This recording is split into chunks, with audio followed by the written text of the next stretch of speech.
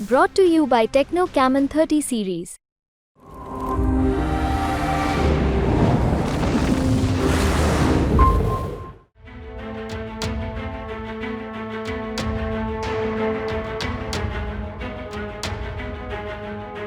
शनिवार को 7वें चरण के मतदान के साथ एग्जिट पोल के आंकड़े जारी कर दिए गए। सभी बड़े एग्जिट पोल में यूपी की 80 लोकसभा सीटों में एनडीए को पूर्ण बहुमत मिलने का अनुमान जताया गया है।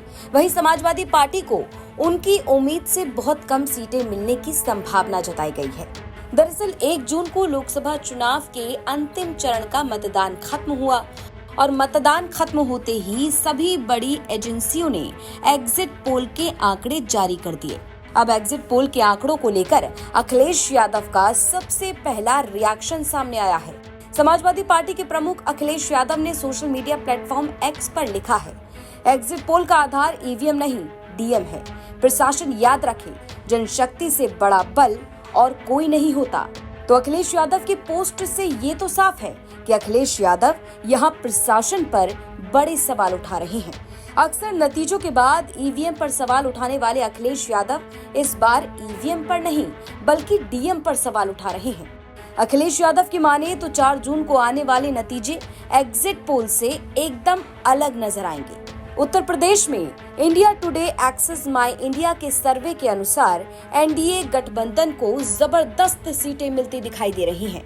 एग्जिट पोल के आंकड़ों के मुताबिक 67 से 72 सीटें एनडीए के खाते में जाने का अनुमान है। सपा प्लस को 7 से 9 सीटें मिल सकती हैं।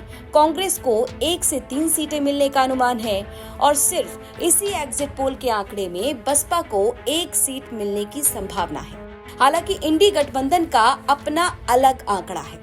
अब कल अंतिम चरण के मतदान के दौरान और एग्जिट पोल के आंकड़े जारी होने से पहले इंडी गठबंधन की एक बैठक हुई। इस बैठक के बाद बड़ा दावा किया गया। इंडी गठबंधन का दावा था कि यूपी की 80 लोकसभा सीटों में से 40 सीटें उन्हें मिलने जा रही हैं। लेकिन एग्जिट पोल के आंकड़े जब सामने आए तो तस्वीर कुछ और ही नजर आई। आंकड़ों में 40 तो क्या 40 से आधी सीटें मिलने की संभावना भी इंडी गठबंधन को दिखाई नहीं दे रही थी और इसी को लेकर अखिलेश यादव ने सवाल उठा दिया। अखिलेश यादव ने कहा कि एग्जिट पोल का आधार ईवीएम नहीं डीएम है। प्रशासन याद रखे, जनशक्ति से बड़ा बल और कोई नहीं होता।